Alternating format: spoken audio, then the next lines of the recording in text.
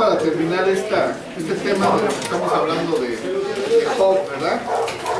Entonces, retomando, bueno, ya sabemos que entonces Job, a pesar de ser un hombre recto, ¿sí?, temeroso de Dios, pues sí hubo de alguna manera dolor, seguramente angustia, ¿verdad?, durante toda la prueba que estuvo pasando. Y entonces él llegó un momento en que pues le echó toda la culpa a Dios, ¿no?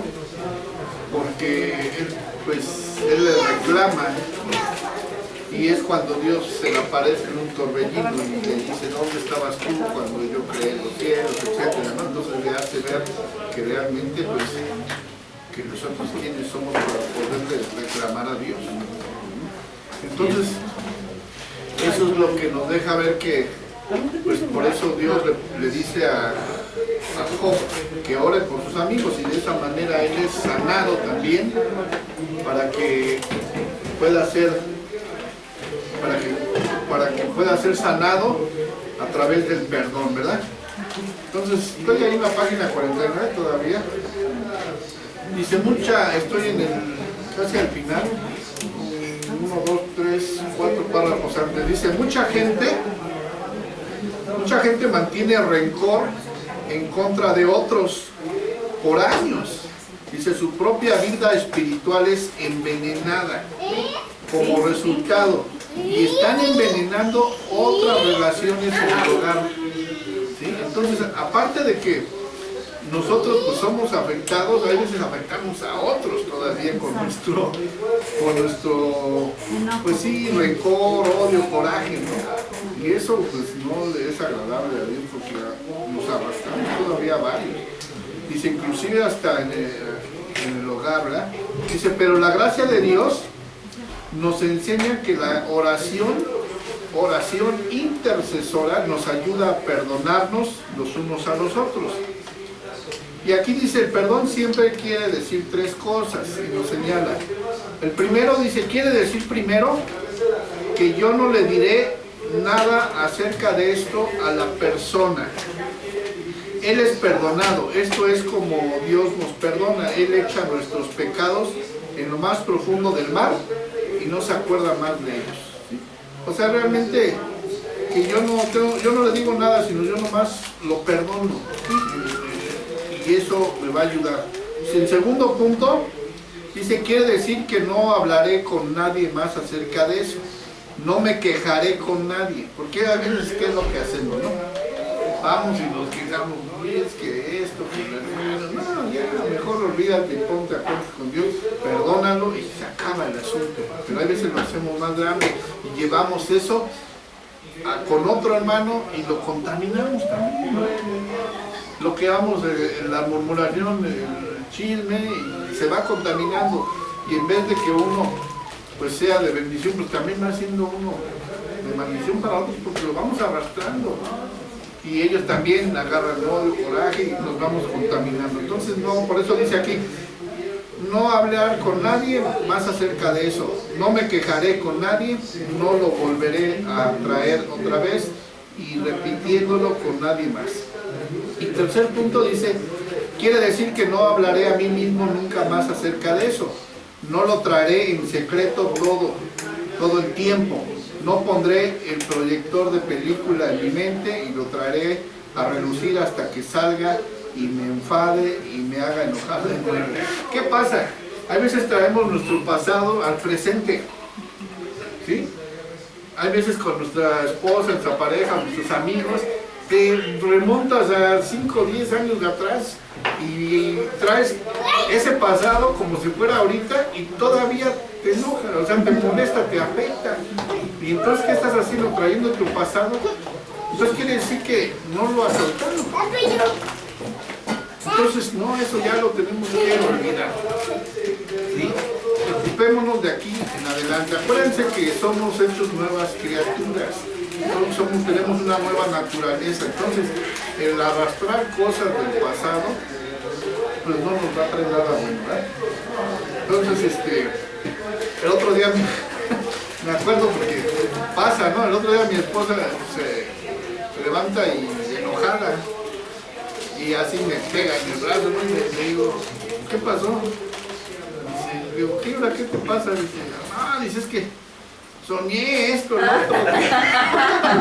Soñé esto que tú andabas con otra. Digo, oye, pero que... Yo también me hice eso a mi esposo. Dice, pero de momento sí me enojé. Pues aguas con eso, porque sí. Yo a mi esposo también le llegué a hacer eso. ¿Ah, sí? Una vez soñé. Sí, creo que sí, pero ya nos habías Y comentado. le di unos almohadas. Dije, ¿para qué me engañas? Dice, no, pues platícame, ¿qué es tu sueño? Dice, ese es tu sueño, más no la vida real. Y también se enojó. Sí, no, porque luego a veces trae una cosa así. Y mejor, como dicen, mejor ya ni las digas, ya ni las cuentas, porque eso depende también mucho de tu pareja. Si no conoce, por ejemplo, tu esposo no conoce, lo que vas a provocar es contaminarlo, airarlo, y esto va a empeorar. Entonces mejor, mira, ya, lo soñé, ok, Señor, quítame eso, te lo entrego, en el nombre de Jesús, lo entrego. Y me olvido. Aquí lo hago más grande. Por eso aquí dice, hay veces lo llevamos con otra persona y contaminamos. Entonces no.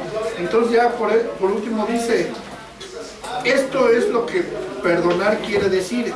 Eso es lo que Dios nos dice que hagamos.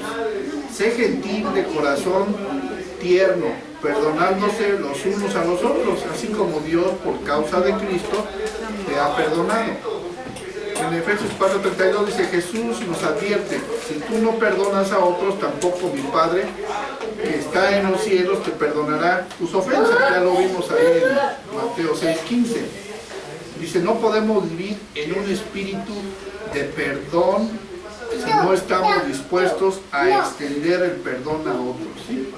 Entonces tenemos que extender ese perdón hacia los que nos han dañado, así como Job lo hizo, que a través de orar e interceder por sus amigos cesó esa ¿qué? Exactamente, ira, enojo, y todo el Señor lo restituyó, lo bendijo, ¿no? Dice que ahí doble merece más. Bueno, entonces ahí pues ya nos deja ver eso, que es importante el orar los unos por los otros. Como decimos, en el mundo, ¿cuántos millones de cristianos hay? Y a lo mejor no los conocemos, pero formamos un mundo. Dice por ahí una frase, ¿no? En el mundo, que la fuerza, ¿cómo se la unión hace la fuerza? Y es cierto. Si todos oráramos, sería de bendición. Entonces tenemos que hacer eso. Luego, por ejemplo, no sé si les ha pasado o alguna vez nos pasó que decimos, es que ya no sé ni por qué orar. Y habiendo tantas cosas, tantas cosas. Por ejemplo, mi mamá me dice, no, dice yo, oro 2 horas en la mañana, 2 en la tarde. Y le digo, ¿y por qué tanto horas? Y ya me empieza a decir, no, por los misioneros, por esto, por lo otro, por lo otro. Siempre hay. Bien, hermanos, entonces con eso cerramos este tema 8, perdón, tema 9, ¿verdad? Nos vamos al siguiente tema, el 14. Vamos a ver el tema 14.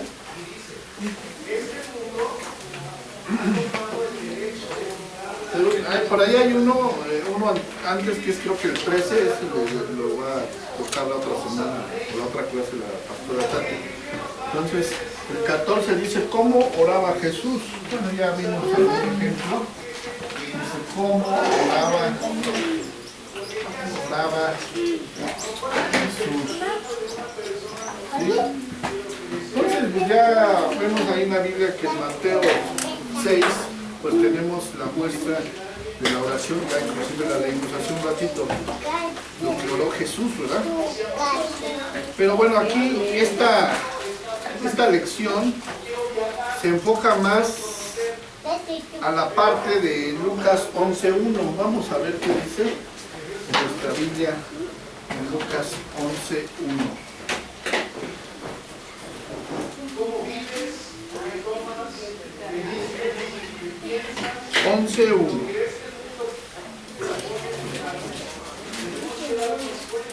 dice lo siguiente.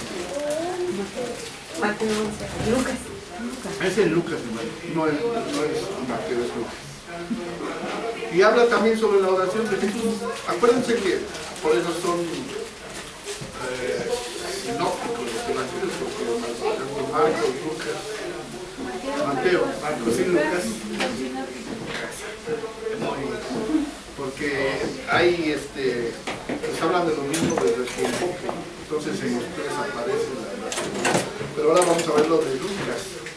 11:1 dice: aconteció que estaba Jesús orando en un lugar, y cuando terminó, uno de sus discípulos le dijo: Señor, enséñanos a orar, como también Juan enseñó a sus discípulos. Ahí está, ese es el punto de esta lección. Enséñanos a orar, como también Juan enseñó a sus discípulos. Aquí habla de Juan, aquí Juan se está refiriendo. Juan el Bautista. Entonces dice: enséñanos a orar, Señor, como también Juan enseñó a sus discípulos. Bien, ese es nuestro, creo, uno de los principales problemas como cristianos, en de que a veces pues, sí no sabemos cómo hacerle, ¿no? Pero el Señor Jesús ya nos dio una muestra de cómo orar, un modelo, ¿verdad? Entonces, dice, nuestro manual dice: Jesús era motivo de continuo asombro para sus propios discípulos. La vida junto a él resultaba una interminable experiencia de gozo y de perplejidad, y ellos estaban continuamente intentando explicarse a Jesús a su propia satisfacción. Habían viajado con él a lo largo y ancho de la tierra de Israel, y había sido como una gran campaña militar. Presenciaron incursiones en contra de los oscuros poderes de la enfermedad, la muerte y la desesperación por toda la tierra, y los discípulos no pudieron olvidar las poderosas demostraciones de su poder. Recordaban la gratitud reflejada en los ojos de los que habían estado inválidos, ciegos, enfermos, mudos, sordos, así como de los afligidos, de los que habían sido sanados y liberados y enviados de vuelta junto a sus seres amados. Estaban continuamente asombrados por la sabiduría de la que Jesús hacía gala, contemplándole siempre fijamente, preguntándose cuál sería el secreto de su sabiduría y de su poder. Hasta ahí. Entonces, vemos que el Señor Jesús, a lo largo de su ministerio, 3 años, pues él anduvo haciendo milagros, ¿verdad? Y aún sus discípulos que andaban con él, pues les decía: bueno, él no sé por qué lo haga. O sea, nunca en un momento se fijaron en cuál era la fuente o de dónde provenía que él pudiera hacer milagros, ¿sí? Hasta cuando aquí en el 11:1 que leímos en Lucas dice: aconteció que estaba Jesús orando en un lugar, y cuando terminó, uno de sus discípulos le dijo: Señor, enséñanos a orar. O sea, se dio cuenta este discípulo, no dice quién, que la fuente del poder venía de la oración. Porque inclusive él, cuando los invitó, los llevaba a orar, ¿qué hacían? Porque yo creo que si ellos hubieran sabido en ese momento que la oración era tan importante, poderosa, pues a lo mejor no lo hacen. ¿Y qué nos pasa a nosotros también luego, no? Igual, o sea, yo a veces me quedado dormido, ¿no? O sea, cansado. Pero si uno realmente entiende qué tan importante es, híjole. Y ahorita es lo que vamos a ver. Aquí el autor nos dice que nada más hay veces uno ora cuando necesitamos, ¿verdad? Cuando pensamos que la oración es nada más cuando estamos en necesidad. No, estamos equivocados. Es al contrario. ¿Por qué? ¿Por qué oramos cuando necesitamos algo? Porque sabemos que nosotros no lo podemos hacer. Entonces, ¿verdad? Entonces, ¿qué quiere decir? Que cuando no oramos, quiere decir que entonces yo sí puedo hacerlo. ¿Y qué estoy haciendo cuando hago eso? Estoy haciendo a un lado a Dios. Vean cómo, sin querer, hay veces nosotros mismos nos hacemos a un lado, porque entonces no estamos aceptando realmente, o no estamos poniendo al Señor como primer lugar en nuestras vidas. Porque dices, estoy bien ahorita, todo va caminando bien. ¿Para qué oramos? Ahorita no hay problema, todo está bien, yo tengo ahorita dinero y vamos a comprar y esto, lo otro, y no necesito. Entonces, me creo yo autosuficiente, ¿verdad? Bien, entonces, aquí siguiendo en el texto ahí donde nos quedamos, dice, cuando Él comía, o sea, el Señor Jesús, cuando Él comía y dormía, enseñaba y viajaba, ellos le observaban sin cesar. Y aquí Lucas nos dice que Jesús estaba orando y cuando hubo acabado, uno de ellos le habló. Los discípulos le estaban observando y al hacerlo de repente uno de ellos, cuyo nombre no se menciona, cayó en la cuenta en su corazón de que de algún modo aquel asombroso poder de Jesús estaba relacionado con su vida de oración. Cuando hubo acabado uno de ellos, hablando en nombre de todos los discípulos, le dijo, Señor, enséñanos a orar. O sea, este discípulo, que no dice la Biblia quién fue, le dice a nombre de los demás, enséñanos a orar, porque se dio cuenta que la fuente de poder estaba en la oración. ¿Sí? Porque de principio lo veían y sí que se iba a orar, pero nada más. Porque ahí nosotros, hasta cierto punto a veces, no entendemos que el Señor Jesús era como nosotros, ¿verdad? Pero la diferencia es que Él pues tenía esa comunión con el Padre, tenía ese hábito de la oración y para todo era orar, ¿no? Él todo lo sometía a la voluntad del Padre. Inclusive cuando iba a escoger a sus discípulos, dice que oró toda la noche. Y me imagino, yo quiero pensar que pues, le consultó al Padre. ¿A quién escoge? Porque por él, pues iba a escoger a fulano tal, pero no era él, sino Dios el que le tenía que guiar. Entonces él siempre se sometía a la oración, ¿no? A la voluntad del Padre, que era lo que iba a hacer, para que Él lo guiara, Él lo dirigiera. Y entonces, muchos no hacemos eso.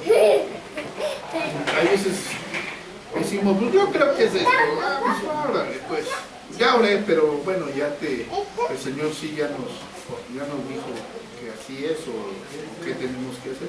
A veces, por eso el pastor luego nos dice, tenemos que esperar la respuesta. Porque, por ejemplo, oramos y digo, Señor, ayúdame esto, lo tengo que hacer esto.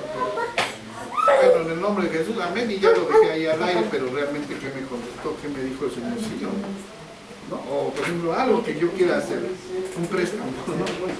Voy al banco, Señor, está bien que yo haga eso, ¿verdad? Si el Señor me da luz verde, pues, porque hay veces, pues si lo hago yo por mi propia voluntad, ahí van a empezar luego los problemas. Si el Señor me autoriza y me dice, sí, tienes luz verde, ve, pídelo, entonces yo tengo el respaldo de Dios de que Él me va a sustentar para poder pagar después.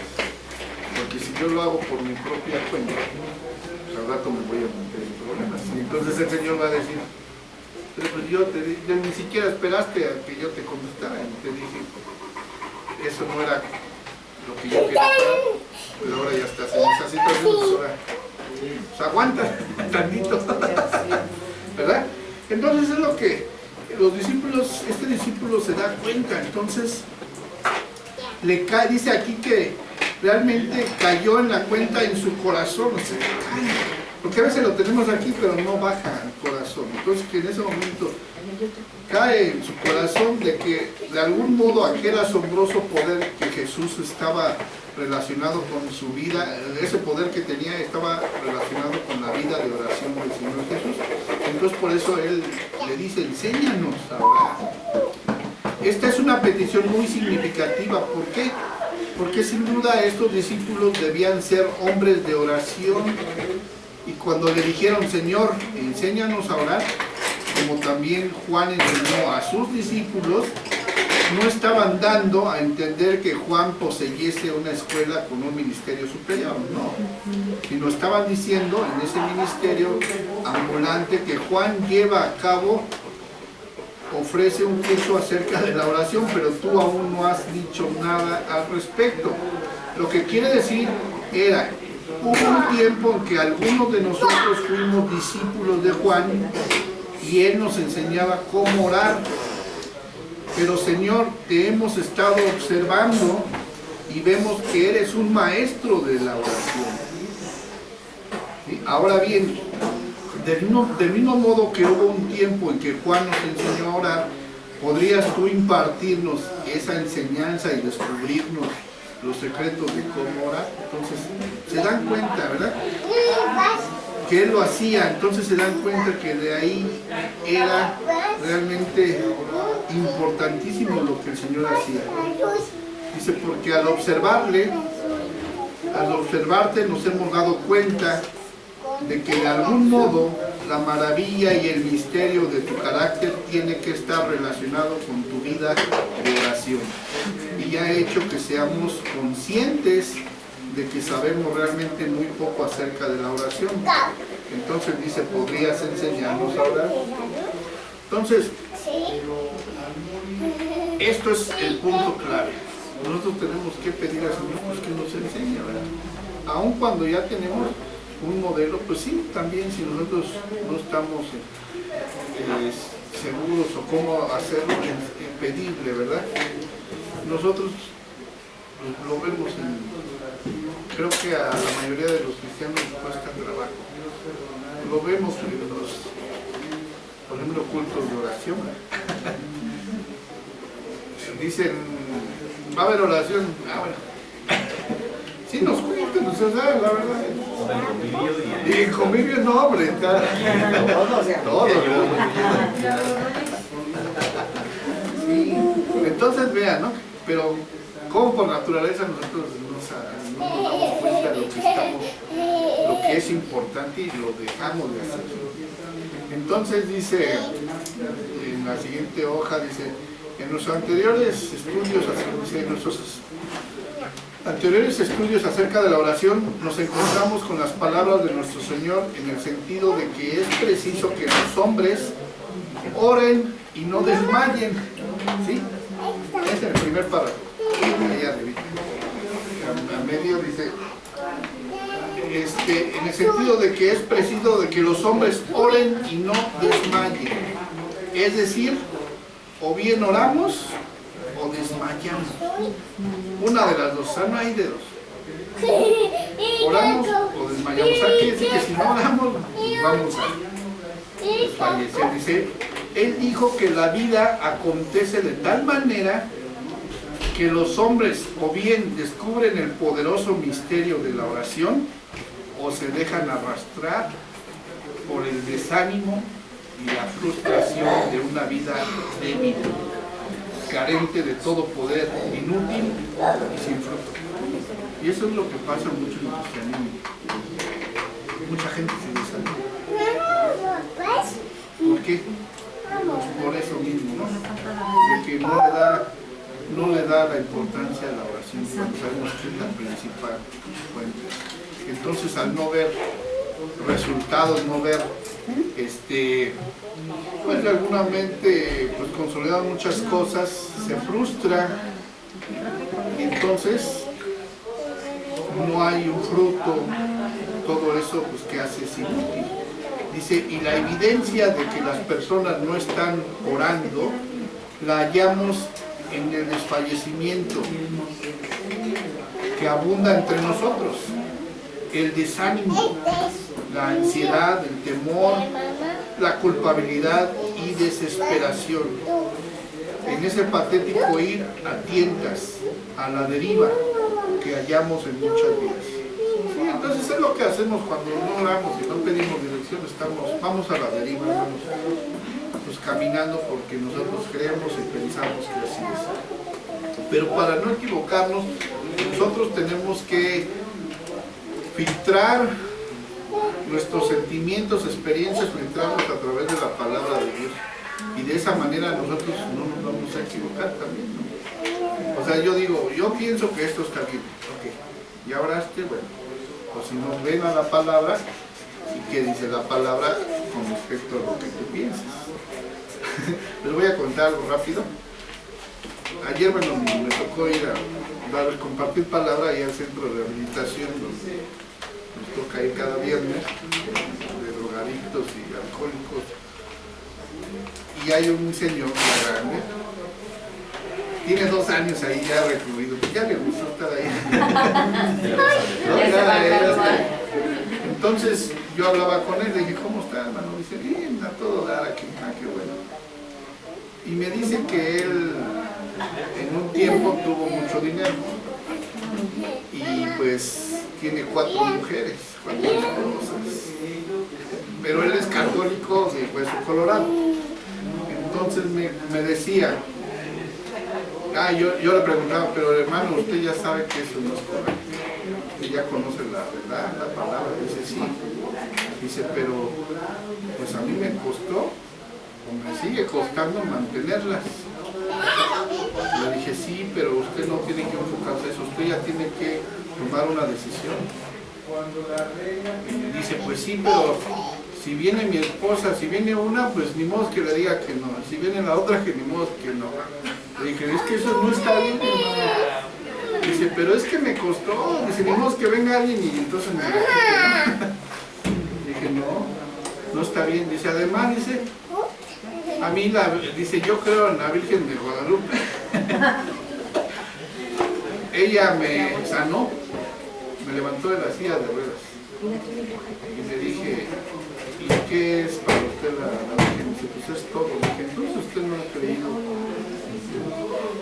Digo, usted sabe que eso es una imagen. Dice, sí, dice, pero ella me sanó. Dije, no. Y por eso ahí sigue. Y bien aferrado. Dice, sí, es que yo sé que a lo mejor lo que estoy haciendo no está bien, pero la verdad me está costando mucho trabajo. O sea, vea ese grado que realmente pues no queremos hacer eso. Lo que él no quiere pues, es ceder su voluntad a Dios. Y dice, pues es que dice, yo allá en la casa, dice, tengo una virgen de oro. O sea, una grandota de oro, dice. Y le digo, ¿y eso qué? Dice, no, dice, pero me ha costado. Dice, yo le hice muchas mandas a la Virgen, le invertí mucho dinero. Digo, pero entonces usted ha puesto sus ojos todavía en el dinero, no en Dios. Dice, pues sí, dice, pero no puedo. Dice, pues bueno, pues vamos a seguir orando por usted porque eso que está haciendo no es correcto. Y así, ¿no? Entonces hay muchas personas que no quieren. Entonces, aun cuando conocen, no quieren ceder su voluntad. Entonces, ay, ¿por qué me lo dije eso? Entonces, aquí nos dice precisamente que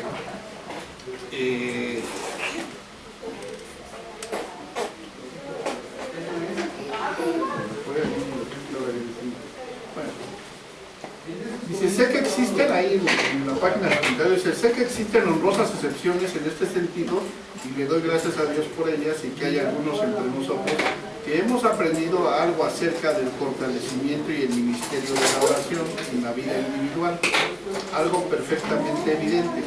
Dice, hay aquellos que poseen un gozo y un brillo en su existencia que resulta imposible negar, que se enfrentan con cada circunstancia, con ese triunfo imponente e irresistible que caracteriza la auténtica fe cristiana, y el ministerio de la oración es muy evidente en sus vidas, pero debemos admitir que también son muchos los que se sienten desfallecer tanto contra la juventud como entre las personas de más edad, y esto demuestra una considerable falta de la auténtica oración. Entonces aquí nos deja que hay muchas personas que realmente, pues sí oran, ¿no? Tienen esa relación y comunión con el Señor, y pues realmente aquí dice que pues se les nota, se les ve, pero hay de plano personas que pues no, es evidente que no oran o no lo hacen porque pues aún siguen luchando en sus pruebas, en sus circunstancias, y se ve